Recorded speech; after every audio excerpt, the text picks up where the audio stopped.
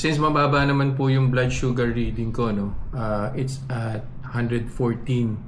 So I'll take this opportunity para ma-review na rin po yung isa sa mga ni-request po ng followers po natin. Actually marami na po sila nag-request, hindi ko na po isa-isa. Request via messenger at saka request via comment section, no. So meron po ako ritong sweet corn or yellow corn po, no. Kainin ko po siya. After an hour, babalik po ulit ako to check kung ano po yung magiging blood sugar spike po niya.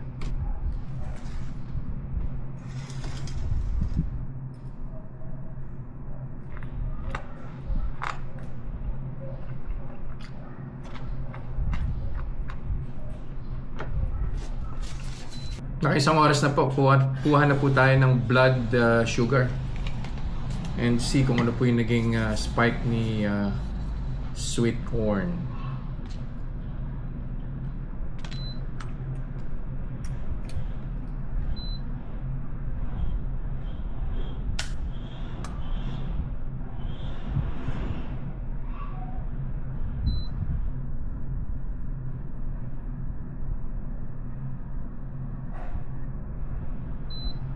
Boom!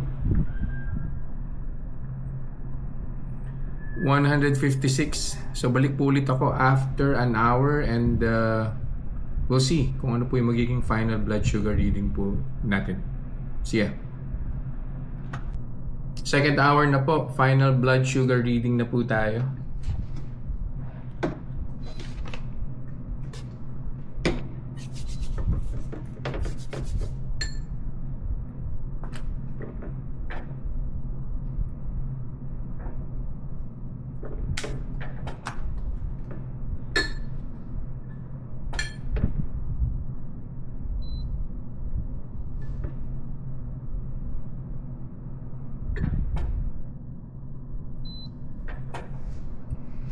$120?